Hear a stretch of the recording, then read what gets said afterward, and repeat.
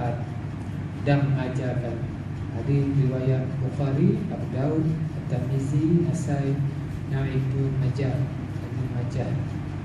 Keterangan dalam kebanyakan kitab, hadis ini dinyatakan dengan perkataan yakini dan sebagaimana yang diterjemahkan di atas.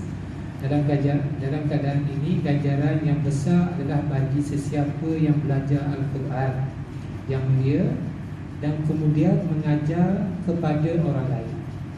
Namun demikian, dalam setengah kitab, hadis ini diriwayatkan dengan perkataan atau yang memberi makna yang terbaik antara kamu ialah orang yang belajar Al-Quran atau yang mengajarkan. Mengikut riwayat ini, ganjaran dan kelebihan telah umum, sama ada orang itu belajar untuk dirinya sendiri atau mengajarkan Al-Quran kepada orang lain. Setiap orang daripada mereka akan mendapat kelebihan dan ganjaran tersendiri. Sebenarnya Al-Quran itulah Islam. Oleh itu, agama Islam bergantung sepenuhnya kepada pengakalan dan penyebaran Al-Quran. Oleh kerana itu, sudah jelaslah tentang kedudukan terbaik bagi orang yang mempelajari Al-Quran dan mengajarkannya, dan tidak perlu kepada sebarang penjelasan lagi. Walau bagaimanapun, terdapat darjah kedudukan yang berlainan. Darjah yang terbaik ialah mempelajari Al-Quran dengan makna dan maksudnya, dan darjah yang terendah ialah mempelajari lafaz Al-Quran sahaja. Itu bacaan Al-Quran sahaja. Mafhum kedua daripada hadis di atas, bagaimana yang diriwayatkan dengan lafaz yang bermakna atau, menyokong hadis yang diriwayatkan secara mursal oleh Hazrat Sa'id ibn Salim. Sekiranya seseorang yang memperolehi ilmu Al-Quran menganggap orang yang diberikan sesuatu nikmat yang lain itu lebih baik daripadanya, maka dia telah menghina nikmat Allah dan dia telah dikurniakan ke atasnya. Ini adalah jelas apabila perkataan Allah adalah yang terbaik untuk segala perkataan, maka pastilah belajar dan mengajarkan perkataan Allah itu adalah lebih baik daripada segala sesuatu yang lain, sebagaimana yang akan diterangkan dalam hadis yang akan datang. Mulla Ali Qurirah menukilkan satu hadis lain bahawa sesiapa yang telah memperolehi ilmu Al-Quran telah menyimpan ilmu kenabian di kepala. Hazrat Sal Tusari Rah berkata, tanda cinta kepada Allah ialah wujudnya cinta terhadap perkataan Allah di dalam hati. Dalam kitab Syarah Ilya Ulumuddin terdapat senarai orang yang akan diberi perlindungan di bawah naungan Arasy Allah. Oh, ada. Oh, majak sana, majak sana.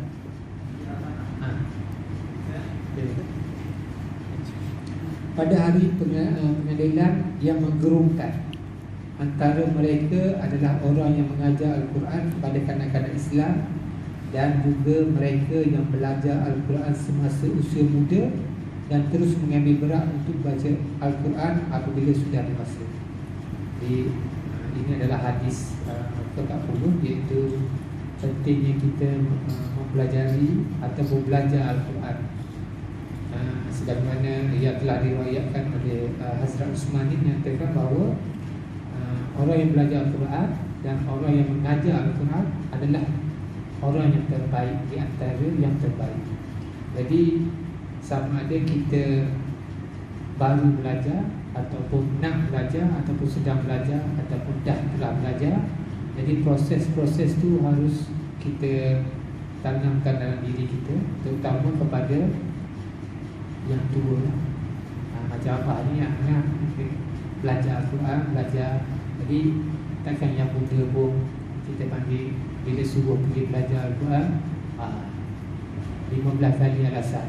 Jadi jangan buat begitu. Pasal hadis ni adalah hadis yang sahih, yang mana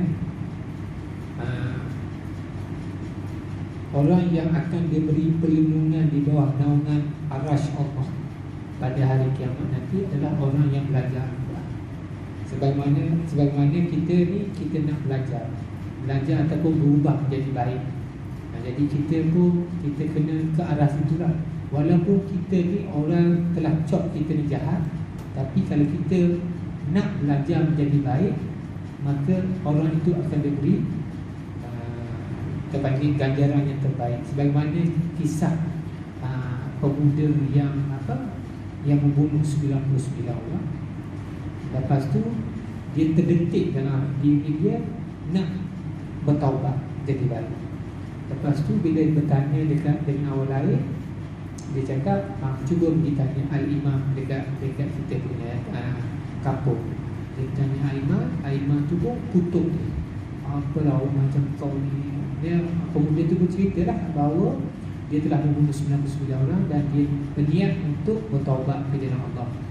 Maksud dia nak belajar jadi baiklah.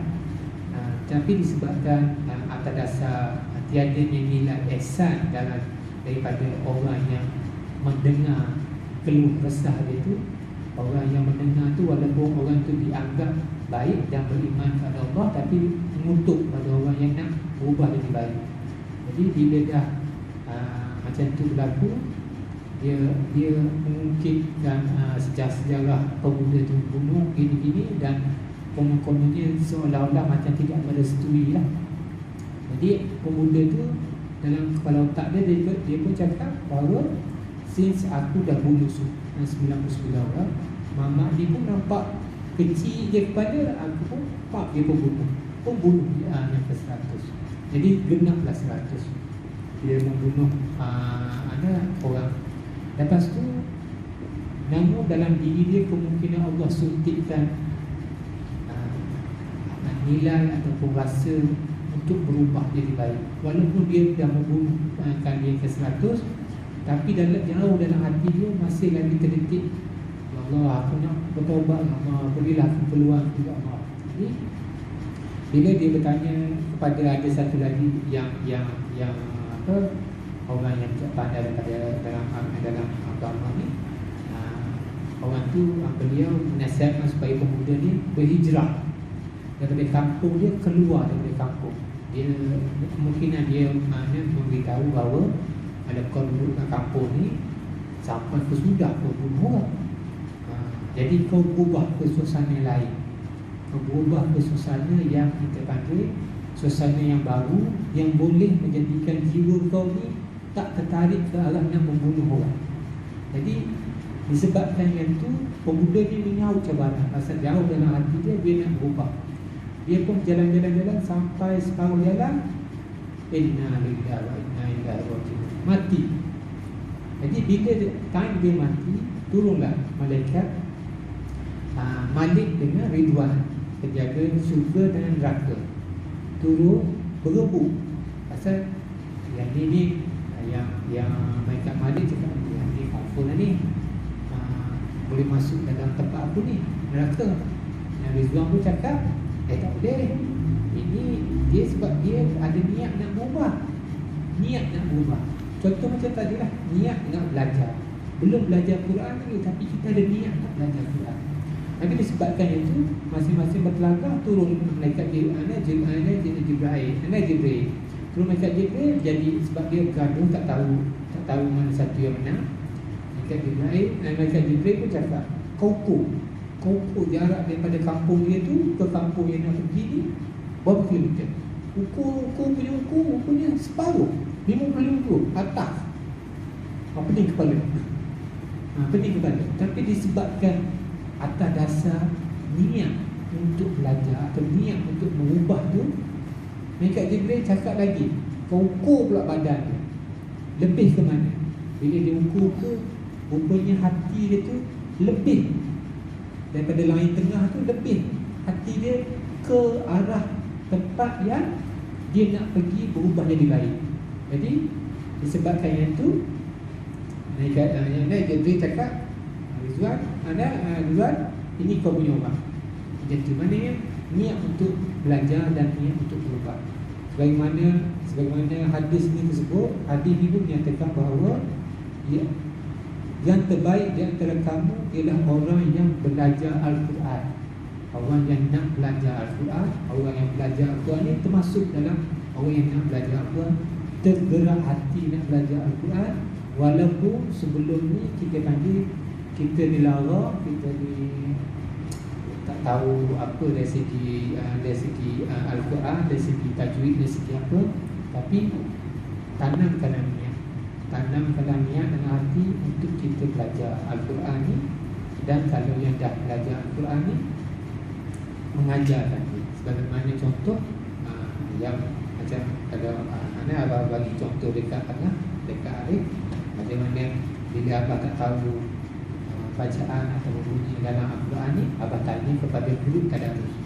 Dan orang yang boleh cuba membentukkannya, kita punya pengurusi surah, Encik Azhar dan juga Encik Hadi. Jadi daripada tu, kerana waktu sama, walaupun kita tubuhkan grup tadarus, grup tu adalah grup belajar Al-Quran, dan di dalam tu adalah grup untuk mengajar Al-Quran. Jadi kita ada dua kelebihan, walaupun grup kita belajar Al-Quran ni ada dua. Satu grup belajar Al-Quran dan satu grup mengajar apa yang dia orang tahu. Tak semestinya semua orang tahu siapa Zat, tapi mengajar apa yang kita tahu. Itu yang paling penting. Jadi that's why pada malam ni kita dalam malam 21 22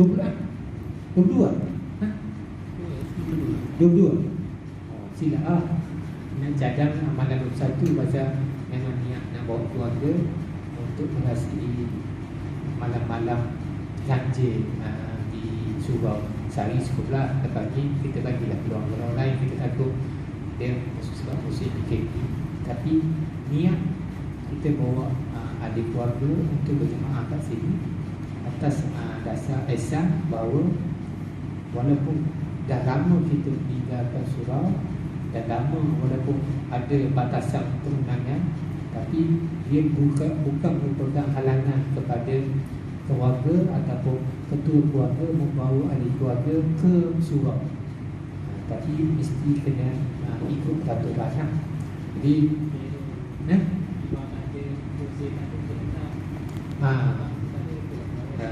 pasal confirm ada lagi dua. Jadi kita semayang Allah. Jadi sebagaimana macam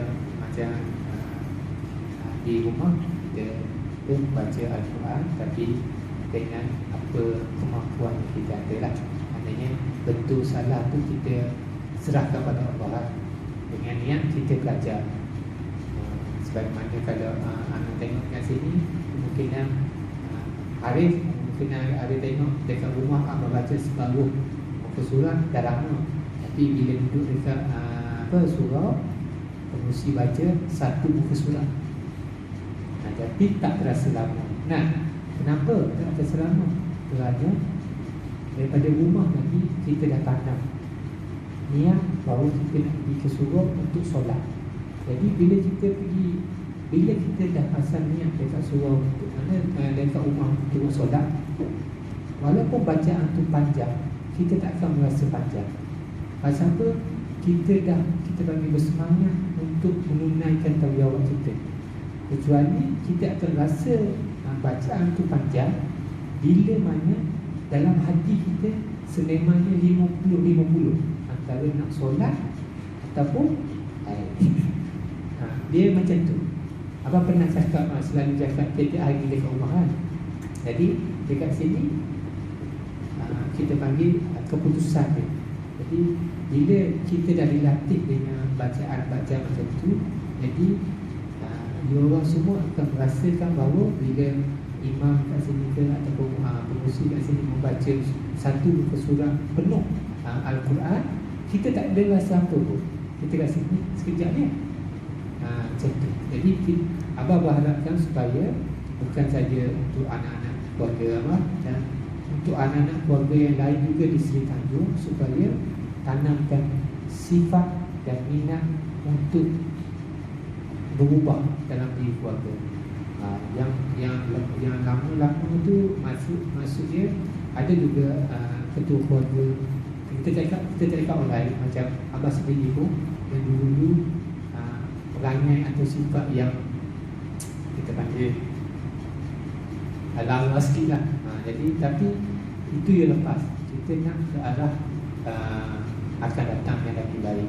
Jadi sama-sama kita hayati hadis ini, dan kita kalau boleh kita sampaikan kepada jiran-jiran kita. Kalau baik untuk Ahmad dan untuk Arif, sampaikan kepada kawan-kawan bahawa yang terbaik antara kamu ialah orang yang belajar Al-Quran dan mengajarkannya. Itu kena ingat sampai bila-bila. Yang terbaik antara kamu ialah belajar Al-Quran dan mengajarkannya, walaupun satu patah perkataan. Sebagai contoh, bila andai kata kawan-kawan yang bagi golongan remaja ni bertanya kepada kita, Nun mati berjumpa dengan waw, Nun mati berjumpa dengan waw, ada apa dia? Nun. Nun mati hukum dia apa dia? Idgham ma'al-gunah. Idgham ma'al-gunah. Walaupun kita hanya tahu itu je daripada muda sampai ke tua, tapi itulah pahala yang berterusan kepada kita sampai kita mati, walaupun satu. Jadi tapi janganlah sampai ke tua tahu yang kira. Dia harap macam tu lah. Ingat dalam diri, tanamkan dalam diri bahawa yang terbaik antara kamu adalah orang yang belajar Al-Quran dan mengajar. Jadi akhir kalam, wabillahi taufiq wa hidayah. Wassalamualaikum warahmatullahi wabarakatuh. Jadi kita sambung weekday. Ya.